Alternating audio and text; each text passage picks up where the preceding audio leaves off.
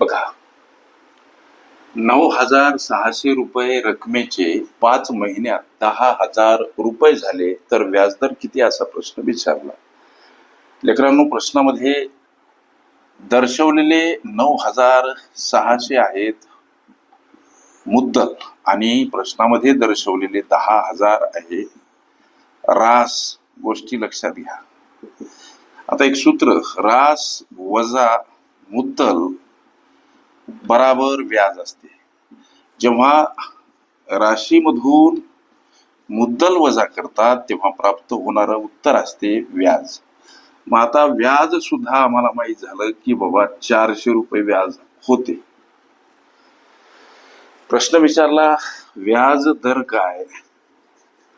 या प्रश्नाचं उत्तर काढत असताना सरळ व्याज काढण्याचं जे काही सूत्र तुम्हाला सगळ्यांना माहित असलेलं सरळ व्याज बराबर म द क आणि याला भागिले असतं 100. मात्र इथं महिन्याचं व्याज ही गोष्ट म्हणून हे जे बी काही प्राप्त झालेले व्याज आहे ते सरळ व्याज या रकान्यामध्ये, मुद्दल 9,600, व्याजाचा प्रश्नामध्ये दर विचारला आणि 5 महिन्याचं हे 400 रुपये काय आहे व्याज आहे. जेव्हा महिन्याचं व्याज काढायचं तेव्हा छेदस्थानी 100 सोबत कॅलेंडर वर्षातील 12 महिने घ्यायचे. दिवसाचं व्याज काढायचं तेव्हा छेदस्थानी 100 सोबत गुणीला कॅलेंडर वर्षातील दिवस घ्यायचे 365. ओके, आता इथं ह्या 2 शून्यासाठी हे 2 शून्य घालवा. 400 बराबर इकडं 96 गुणीला दर गुणीला 5 छेदस्थानी 12.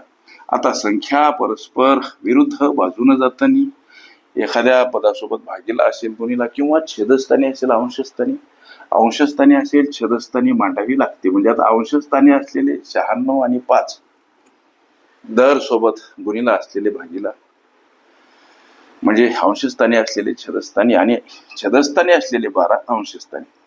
संख्या परस्पर विरुद्ध बाजूने जाताना एखाद्या पदासोबत अंशस्थानी असेल छेदस्थानी मांडा, छेदस्थानी असेल अंशस्थानी, गुणीला असेल भागीला, भागीला असेल गुणीला, अधिक असेल वजा, वजा असेल अधिक स्वरूपात मांडावी लागते. आता लेकरांनो, 12 8 96, 8 45, त्यावर हे उरलं 0 आणि 5 10 50. म्हणजे एकंदरीत काटाकाटी करून उरलं काय तर 10.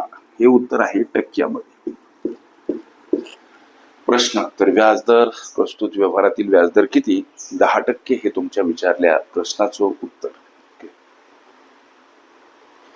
व्याजदर काढणे, मुद्दल काढणे, मुदत काढणे,